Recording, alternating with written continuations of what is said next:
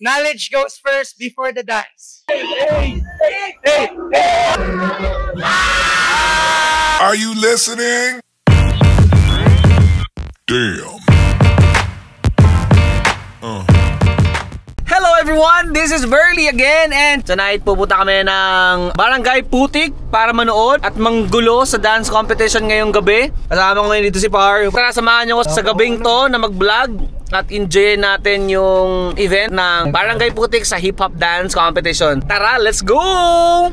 Hinihintay namin si Uncle Bensor kasi nagpasundo siya eh. Sasama daw siya, titingin siya ng ano eh. So, hintayin na lang natin siya, okay ba? Yo, ay, ano ba yan? Boy Jabomble. Andito naman tayo sa panibagong segment natin, James. Okay ka lang ba?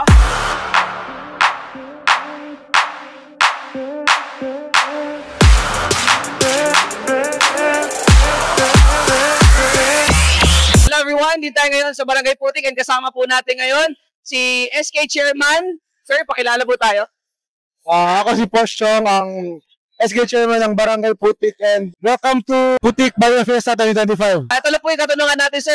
Ano po yung naging preparation nila? Dahil alam naman natin pag Barangay Putik, mabigat talaga yung pinapakita ng mga events for the competition, especially sa festival. Sa preparations namin, ito sa rigorous 2 weeks because madami talagang awards, madaming competitions, and of course, ito ang last fonda as Barangay Captain, si Cap Jerry Totong Perez, and now is the Congressman of District 2. Napaka-heavy pala ng preparation for this festival ngayon. Last katanungan, sir, ano po yung i-expect ng ating mga Vivientes de Putik or people of Zamboanga regarding sa events ngayon ng ating Barangay Putik? It is a night where everyone is invited to showcase their talents, and abangan nyo yung mga series of events na i-hold natin. And you can find all that sa Sangguniang Kabataan Barangay Putik page sa Facebook.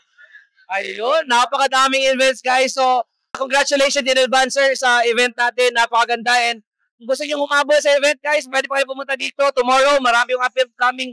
Punta na kayo dito sa Barangay Putik. Okay? So, that's it, guys. Thank you. Maraming salamat. See you. Wait, but it's step out. When I come around, try to get back, it's that. No, that's the intent. What of that when I come around me? Hello, everyone. This is Verily Entertainment tayo ngayon sa team ng What's Up, mga Ketchup, and we are the Big Fan Team!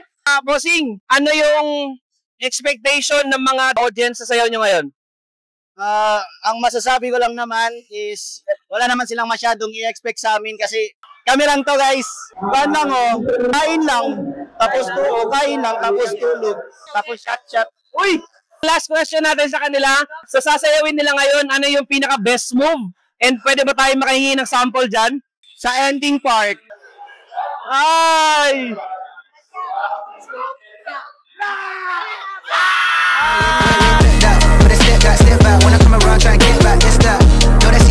Okay, hello everyone. Nandito tayo ulit sa team ng SMS Crew. Ayan, so kung makikita sa vlog natin, guys, suking-suki ng SMS at vlog natin. Okay, yes.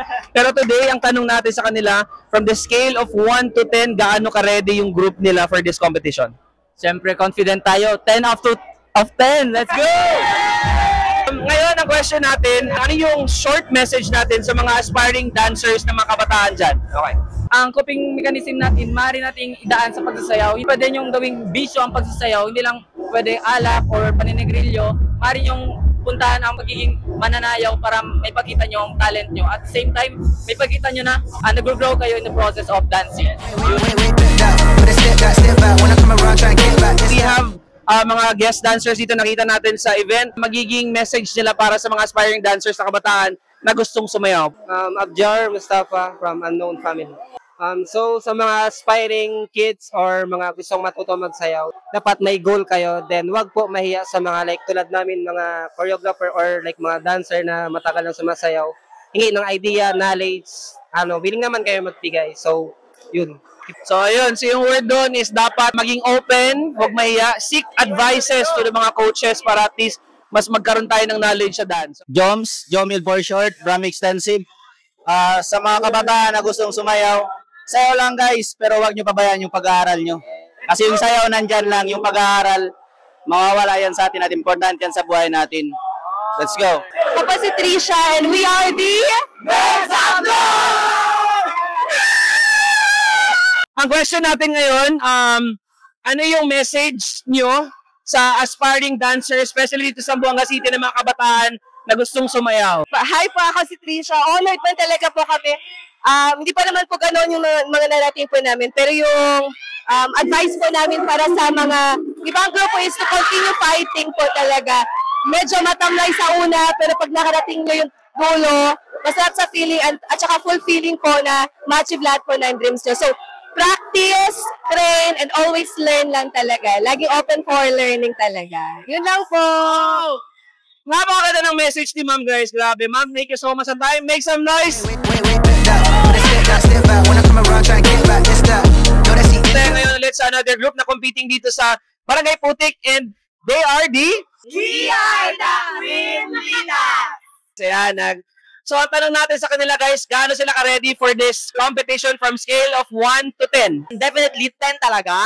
Kasi confident na confident kami. Kahit di kami nakapasok sa runners-up or sa top 3 man lang, at least nag-enjoy kami and happy kami sa ginawa namin. Another question natin to inspire our kabataan dito sa Zamboanga City. Ano yung message nyo for the aspiring dancers na gustong sumayaw? So sa mga kabataan ngayon, nag-passion ang pagsayaw, huwag kayong mahiya, lumabas sa inyong shell. Be proud of it. Be strong. Sumayaw kayo kung gusto nyong sumayaw. Because being a dancer is always a great opportunity for you to showcase and be confident to yourself. And with that, if you want to be a dancer, be part of us. Tara na! Queen Lita! Everyone, tayo ngayon sa isa sa mga magiting na dancer ng Zamboanga City, and he is the... Hey guys, my name is Albert Anthony Solis, aka Why Not from Shady Gang, your family dance community. Let's go. Ang tanong ko na ngayon, sir bro, is ano yung message ko sa mga aspiring dancers na mga kabataan ng Zamboanga City na gustong sumayaw? Simple lang, short lang. Knowledge goes first before the dance. Always, yeah. Foundations, always. Nice. Very short and very precise. Yun lang, guys. Knowledge first before the dance. Okay, bro. Maraming salamat sa time mo, bro. Grabe ka talaga. Thank you, bro. Hello, everyone. Dito tayo ulit sa team na nagko-compete ngayon sa Barangay Putik, and they are the... We are the Sanggali Dance Community! Question natin for this night para sa kanila, ano yung message nila para sa mga aspiring dancers na mga kabataan, especially sa kanya-kanya nilang mga barangays? Sa mga kabataan dyan na gustong sumayaw, keep grooving, keep grinding, pagpatuloy lang. If gusto nyo sumayaw, sige lang, sige. Follow your passion talaga.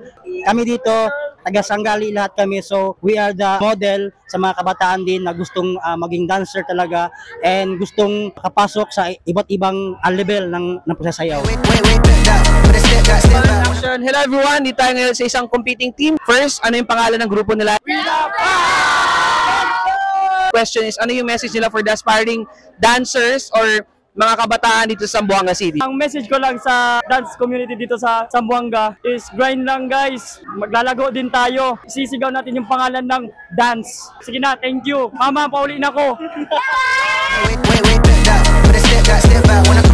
Hello everyone, dito tayo ngayon sa team ng 420 Crew! Gusto lang natin tanungin ano yung preparation nila for this competition from the scale of 1 to 10. As usual, sa lahat ng mga dancers dito is pagod, tiis, blood and sweat and tears, kumbaga sinasabi nila. Yung katulad ng mga ibang dancers, binigay lahat ng best nila. So same din sa amin. Lahat ng mga sumali dito, mga competitors, congrats pa rin sa inyo, saludo sa inyo lahat. So yun lang, coach. Basta sa performance namin kanina, is marirate ko lang, syempre, 11 bro. Follow-up question natin is message nila para sa mga aspiring dancers sa Zamboanga City. So mga youth out there, si mga aspiring dancers, push through your limits. Alis kayo sa comfort zone nyo. Push nyo lang through, huwag kayo mahiya. So yun ka lang guys! So ayun guys, pauwi na kami. So congratulations sa mga nanalo, napaka-solid nyo. Peace out guys, ingat kayo sa pauwi sa mga dancers natin. Maraming salamat sa inyo.